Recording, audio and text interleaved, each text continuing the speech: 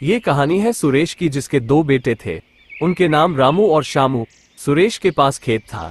वो उसमें ही खेती बाड़ी करता और अपनी जिंदगी अच्छे से गुजार रहा था।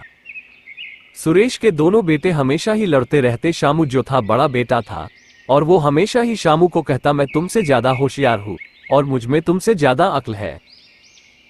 एक दिन सुरेश और उसके दोनों बेटे खेत में गए और सुरेश अपने दोनों बेटों को ये कहता है, अरे बेटा, खेत बिल्कुल तैयार है बीज बोने के लिए। मैं सोच रहा था तुम दोनों भाई जाओ और बाजार से बीज लेकर आओ। मेरी तबीयत थोड़ी खराब है, तो तुम दोनों भाई बीज लाओ, हम तीनों बो देंगे। अरे बापू, कोई बात नहीं, मैं जाता हूँ और बीज खरीद कर लेकर आता हूँ।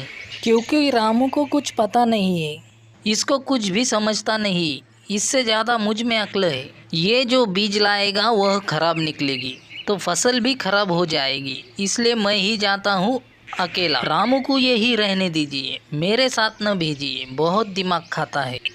अरे भाई, मैंने तुम्हारा दिमाग कब खाया? बस ऐसे ही मुझको बोलते रहते हो। तुम में अक्ल नहीं है, तुम में अक्ल नहीं है। भाई कोई बात नहीं, मुझ में अक्ल नहीं है, लेकिन मुझको साथ तो ले जाओ। दोनों भाई जाते हैं और बीज खरीद कर लेकर आते हैं। इसमें कौन सी बुरी बात है? वैसे भी भाई, एक से भले दो, मैं भी तुम्हारे साथ ही चलूँगा। अरे, मैंने एक बार कहा ना कि मुझे तुम्हारे साथ नहीं जाना, मैं अकेला ही जाऊँगा। बुद्धू कहीं का, जब देखो कोई ना कोई अलग ही बात करते रहते हो। एक बार मैंने कहा मैं अकेला ही जाऊंगा, इसका मतलब मैं अकेला ही जाऊंगा।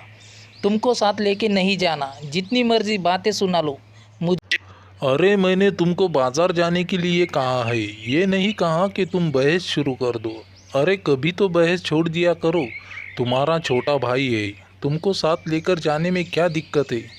बस दोनों भाई जाओ और ले आओ, जाकर ज़्यादा बहस मत करो।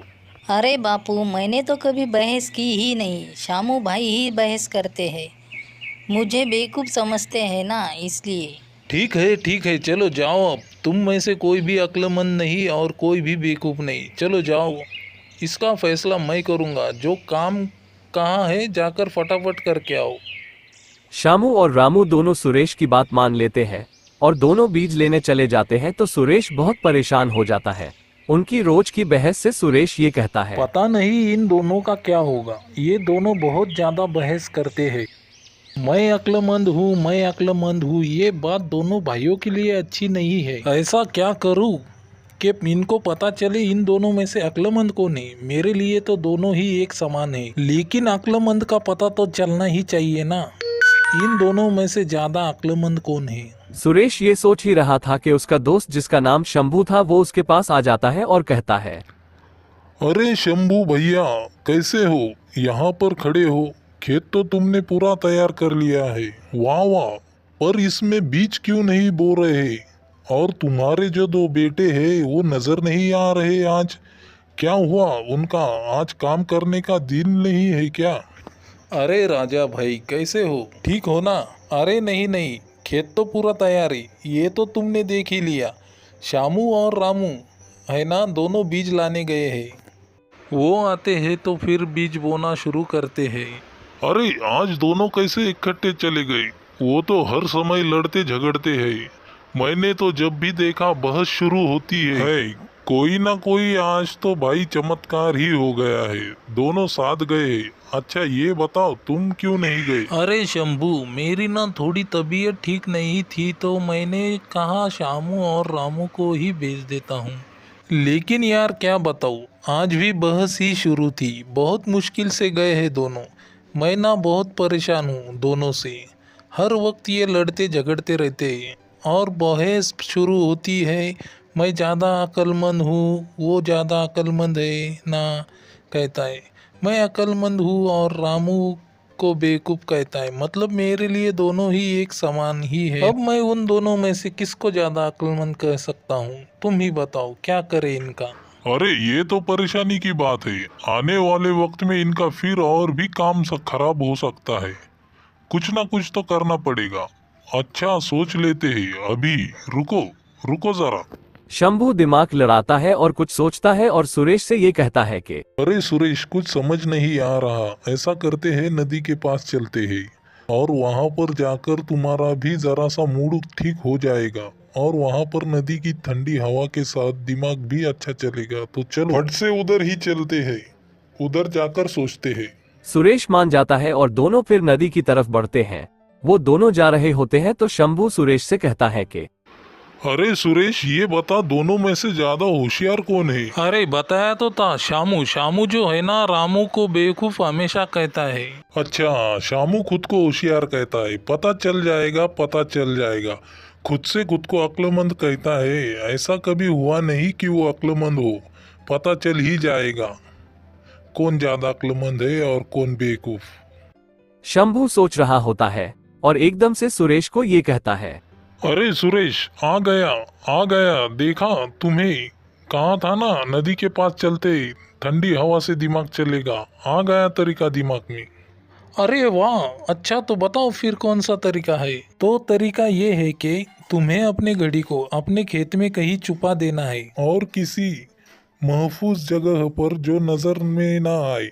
अपने दोनों बेटों को ये कहना है कि मेरी घड़ी जो ढूंढ कर लाएगा उसको मैं सबसे ज्यादा होशियार और अक्लमंद मानूंगा। अरे शंभू, घड़ी तो ठीक है, लेकिन नजर में नहीं आएगी तो वो घड़ी कैसे ढूंढेंगे। अरे सुरेश, तुम तो बच्चों जैसी बातें कर रहे हो। अरे ढूंढेंगे कैसे? अपनी अक्ल से ढूंढेंगे। अक्ल का ही तो पता लगवाना है ना। अगर खेत में ऐसे ही सामने ही पड़ी होगी तो वो तो कोई बच्चा भी उठा कर ले आएगा। उनको बोल देना अक्ल से ढूंढनी है, बाबा होशियारी परखनी है, तो समझे मेरी बात को। सुरेश शंभू की सारी बात को समझ जाता है और उसको बता देता कि हाँ, मैं ऐसा ही करूंगा, और फिर वो अपने खेत में घड़ी छुपाने के लिए चला जाता है।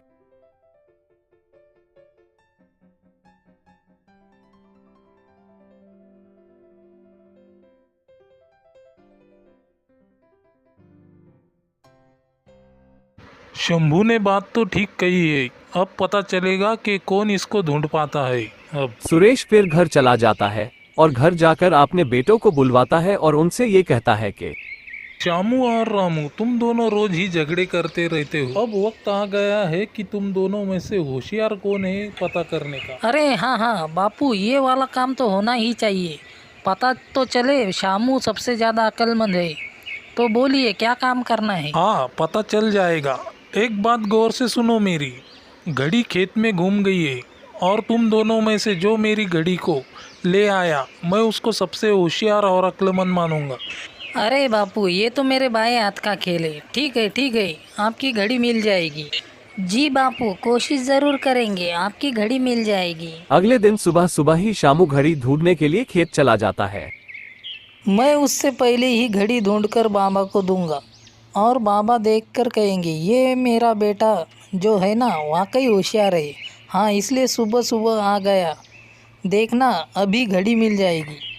शामू घड़ी को ढूंढता है, बहुत ढूंढता है, हर जगह ढूंढता है, लेकिन उसको घड़ी नहीं मिलती और वो फिर थक कर घर आ जाता है और उसका बापू उसको ये कहता है। अरे शामू, क्या हुआ? घड़ी नहीं मिली क्या? खाली हाथ ही आ गए हो? हाँ बापू, नहीं मिली। मुझको लगता है बापू आपकी ना गलत फहमी हो गई है। घड़ी खेत में नहीं गिरी, घड़ी कहीं और गिरी है। अगर खेत में होती ना, मेरी आँख से नहीं बच सकती थी, क्योंकि मेरी आँख तो बाज की जैसी है। हाँ, लेकिन नहीं मिली क्योंकि घड़ी खेत में है ही नहीं। अरे बेटा, घड़ी तो खेत में ही है, तुमको नहीं मिली वो अलग बात है। अच्छा तो रामू बेटा, अब तुम क्या करोगे? कल को जाओगे ना तुम? जी जी बाबूजी, मैं जाऊंगा, लेकिन कल सुबह को नहीं। मैं आज रात को जाऊंगा। जब सारे सो जाएंगे तब जाऊंगा। पूरे खेत में सन्नाटा होगा। पूरे खेत में सन्नाटा होगा? इसका क्या मतलब है? मतलब तो कुछ नहीं बापू, लेकिन उम्मीद है मैं घड़ी ढूंढ ले आऊँगा। हाँ हाँ बापू, जाने दो इसको। मुझको दिन के उजाले में नहीं मिली, इसको रात को सन्नाटे में मिलेगी। कहाँ था ना ये बेवकूफ़ है। करने दो इसको अपनी मनमानी, कोई बात नहीं। जब मिलेगी तब फिर मुझको बता देना। रामू रात को जब सारे सो जाते हैं और सन्नाटा होता है तो रामू उस वक्त घड़ी ढूंढने चला जाता है। रामू को घड़ी मिल जाती है और वो घड़ी लेकर घर आ जाता है।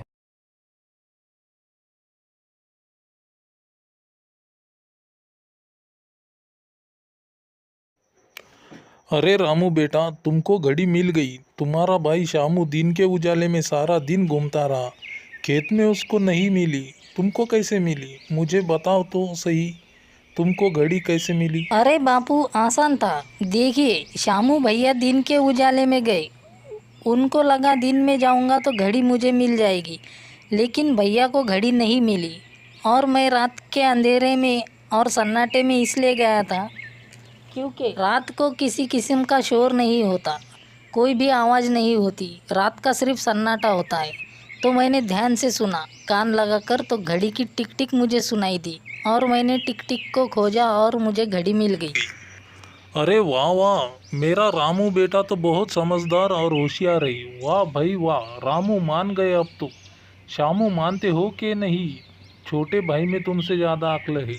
इस तरह शामू भी इस बात को मान लेता है और कभी रामू को कुछ कहेगा नहीं कहता है।